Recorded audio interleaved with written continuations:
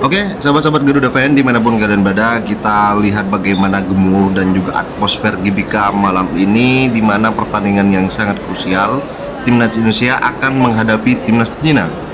Kalau melihat dari visual yang dilakukan oleh para pemain dan juga supporter dari Cina kemarin ketika di kandang mereka, saatnya kita membuktikan bahwa Garuda, Timnas Indonesia, bisa dengan euforia yang sangat luar biasa. Dan sahabat-sahabat Garuda, bagaimana sebuah euforia ini akan segera terjadi.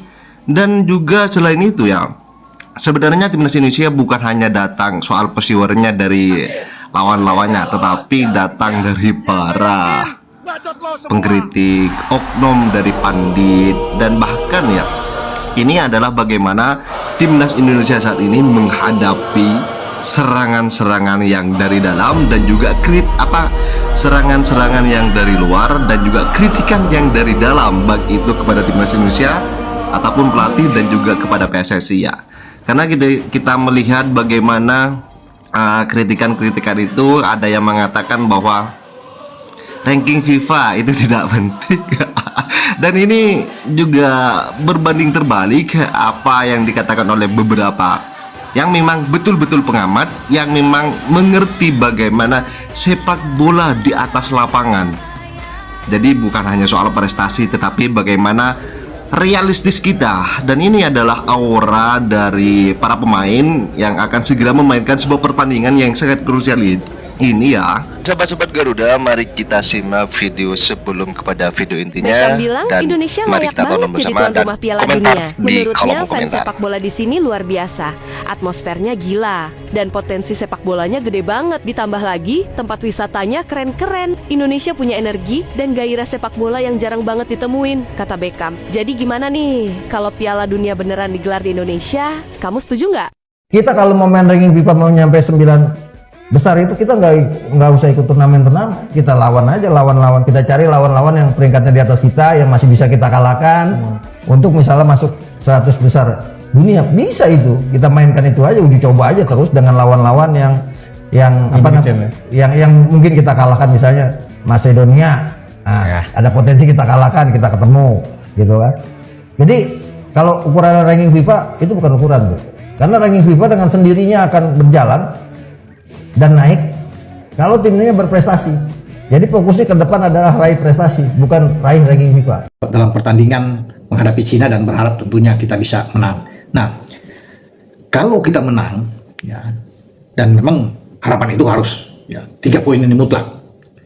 Secara poin itu peringkat kita itu akan naik, teman-teman. Sekarang kita kan ada di 123. Sebelumnya kita di 130 sebelum menang melawan Bahrain ya. 130 berarti naik 7 peringkat ke 123 karena kita menang 1-0 waktu itu dan ketambahan 16,57 poin melawan Bahrain ya, sehingga secara keseluruhan total poin kita itu menjadi 1142,83. Ini cukup bagus tentunya buat tim asuhan Patrick Kluivert di saat setelah menang melawan Bahrain kita kembali menjamu Cina ya, atau Tiongkok. Nah, kita berharap menang karena peringkat kita itu bisa melonjak.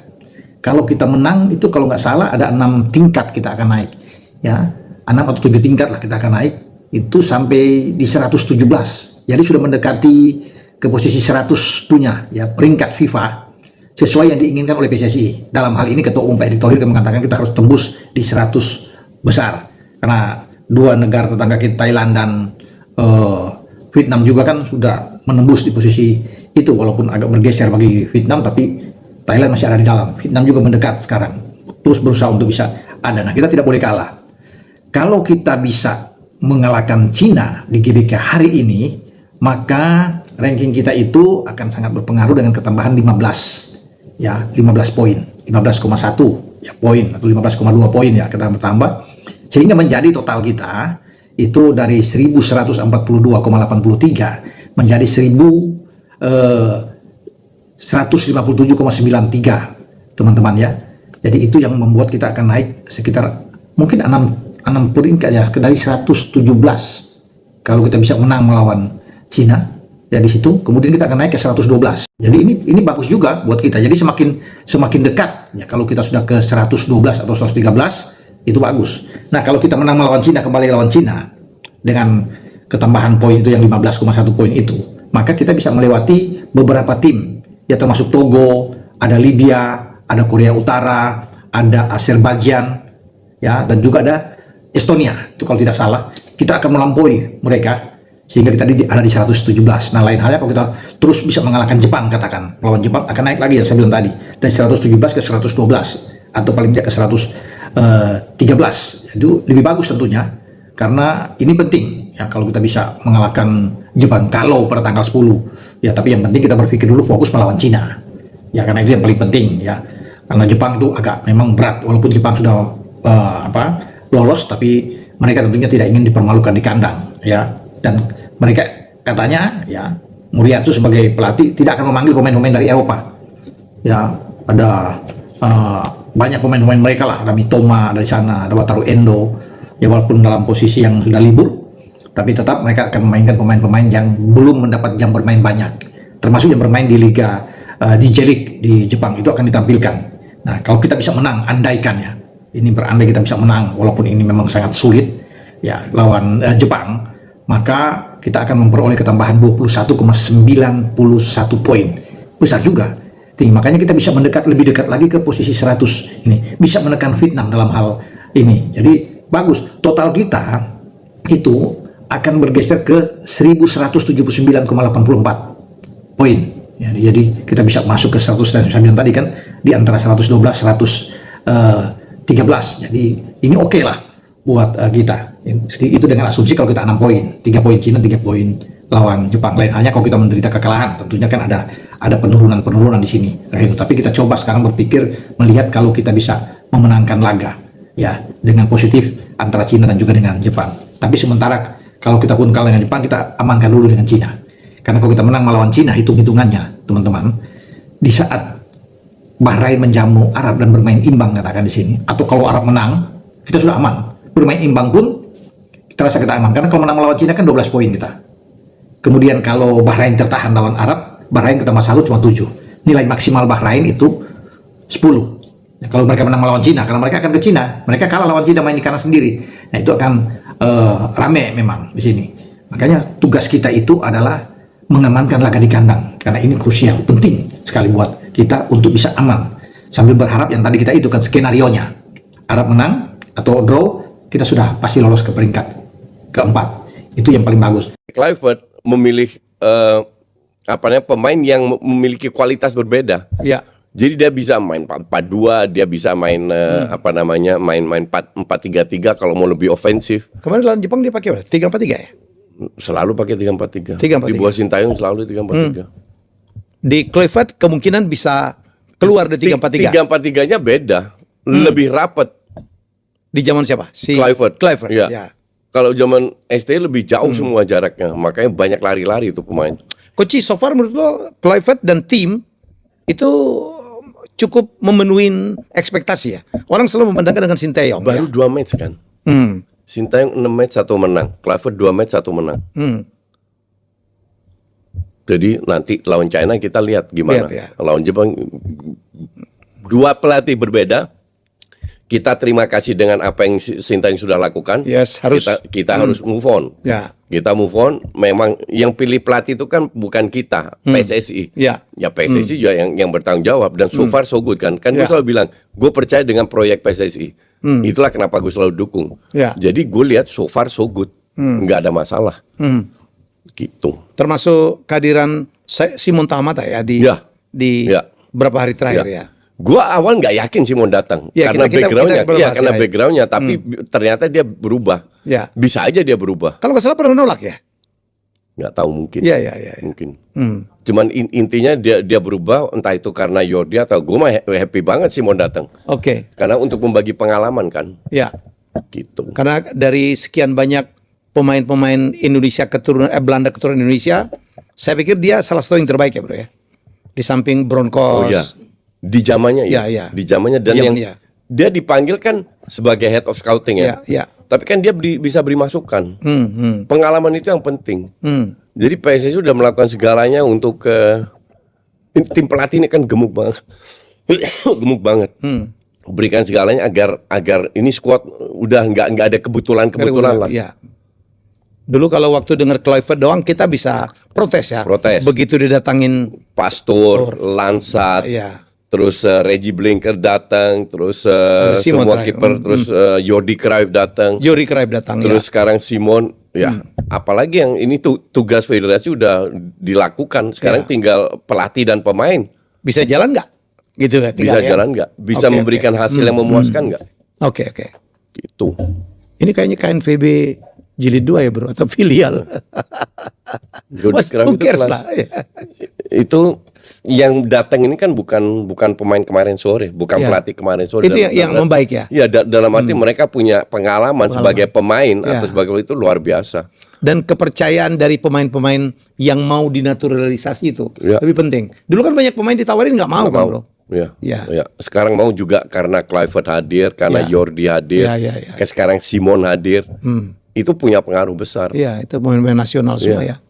Oke. Betul. Saya lihat kemarin waktu satu pesta mereka nyanyi lagu Momere gitu ya. Kekompakannya. Kekompakan dia. Ya. Mereka harus senyum, itu yang penting. Mereka senyum pada saat latihan, senyum karena nggak ada gunanya kita masuk ke lapangan dengan beban, nggak akan keluar, nggak perlu stres. Ya. Kita didukung oleh berapa 80.000 penonton. Yang harus dilakukan, you have to enjoy the game. Ya, enjoy the game. Harus masuk dengan, jadi lebih banyak senyum lebih bagus Ya. buat kita. Mau latihan, mau bercanda-bercanda, that's good. Dan kita lihat itu ya, Ya. dari video-video Itu hal yang bagus. Ya. Jangan muka tegang semua, nah itu yang repot. Saya lihat mereka Cuman kan lihat enjoy. mereka happy-happy aja. Ya, ya. Sekali-sekali ngumpul, ketawa-ketawa, karaoke, nggak ada masalah itu. Ya, Mereka kan butuh refreshing juga. Ya. Gitu. Jadi so far so good. Dan kita berharap tuh chemistry-nya tuh dapat terutama di lapangan ya coach. Ya, betul. Terutama di lapangan. Yang penting sekarang ini pemain harus menunjukkan Ya. bahwa lawan China match pertama itu kebetulan. Ya. Nggak layak kalah. Mereka harus kalau mereka bisa menang besar dan itu possible. Apalagi kalau di 15 menit pertama 10-15 bisa cetak gol Ngegolin ya. pertama. Itu menang 2-3 gol bisa itu. Ya kalau saya melihat di kompetisi terakhir mereka ya memang agak sedikit berbeda secara detail. Emil punya kemampuan untuk build up-nya menurut saya jauh lebih baik daripada Martin Paes, tetapi secara reaksi Martin Paes lebih baik daripada Emil. Nah ini yang berbeda sebenarnya. Jadi makanya kalau dia dengan dua tipe seperti ini untuk kiper, kalau untuk tim yang proaktif itu memang lebih suka pakai seperti Emil ini karena dia bisa ikut bantu untuk build up juga. Tapi dengan tim yang mungkin lebih defending, lebih bagus dengan Martin Paes karena memang reaksinya lebih baik. Kalau kita lihat memang Paes nggak terlalu bagus di kakinya sebenarnya, tapi Emil memang lebih baik. Jadi ya ini kan menurut saya nggak ada pilihan besok, cuma yang Emil itu main. Jadi berharap dia punya yang tadi pengalaman, berharap bahwa ini momen penting seperti dia bermain juga kemarin di Palermo di playoff. Experience itu yang saya pikir menjadi sebuah bekal untuk pertandingan penting besok. Jadi ya karena nggak ada pilihan ya Emil harus mati-matian, harus tunjukkan bahwa dia harus Gampang.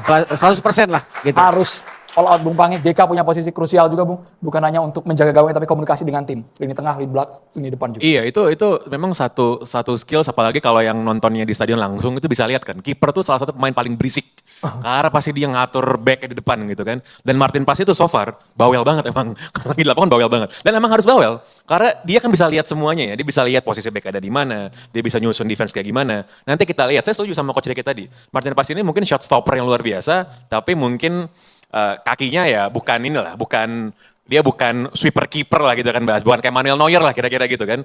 Tapi memang Emil lebih bagus untuk passing itu. Nah ini kesempatan luar biasa dan saya looking forward banget sih nonton Emil Audiero karena kenapa? Ini proses dia main di Timnas lama banget bos. Dia udah bertahun-tahun ini kan, ya ada drama-drama dikit kemarin-kemarin. Akhirnya dia bisa tanding juga. Ini jadi satu kesempatan nih buat pria Lombok ini, orang Lombok deh kan soalnya kan ya, untuk main nanti di gawang Timnas Indonesia. Nah dan juga sebenarnya apresiasi juga untuk Patrick Kluivert yang memanggil pemain-pemain yang memang berprestasi, berperforma baik di Liga. Karena itu penting, saya yakin pasti coach-coach ini sepakat bahwa yang main bagus di Liga, sering main, tampil impresif, harus di reward dengan dipanggil ke Timnas. Gitu. Perkara bahwa pelatih nanti punya preferensi, ya itu urusan. Tapi itulah kan Liga itu kan adalah cikal bakal adalah muara akarnya timnas kan. Pembibitan. Bukan cuma pembibitan, tapi itu adalah panggung utama yang bagus, pucuk-pucuknya dipanggil ke timnas. Saya rasa ini mengirimkan pesan yang bagus juga bahwa kalau lu main bagus di Liga 1, lu akan masuk ke timnas. Ini pesan yang luar biasa buat para pemain Indonesia lainnya sebenarnya. Jadi penghargaan ada nama Egy, Lili Pali dipanggil kembali ya itu merupakan pilihan yang sangat tepat. Iya, dan ini mengirimkan pesan yang saya rasa akan diamini oleh banyak orang gitu bahwa liga dan tim nasional itu punya kesinambungan. Jadi kan kemarin sempat ada yang bilang bahwa ini timnas, liga gitu. Dan saya rasa saya sih nggak sepakat sama itu dan saya rasa banyak juga yang nggak sepakat. Itu kan harusnya timnas liga pucuk-pucuknya masuk ke timnas. Nah ini adalah praktek yang saya rasa sangat baik dan harusnya terus diteruskan oleh Kluivert atau siapapun pelatih timnas ke depan. Oke, sahabat-sahabat Garuda Fans, saya rasa cukup statement barusan. Jadi bagaimana menurut kalian? Silahkan ditulis di kolom komentar dan jangan lupa like dan subscribe channel ini agar kalian tidak ketinggalan informasi penting khususnya Timnas Indonesia. Salam sepak bola keren, salam sepak bola bersih Timnas Garuda Jaya. Bersama saya, salam olahraga kita Garuda.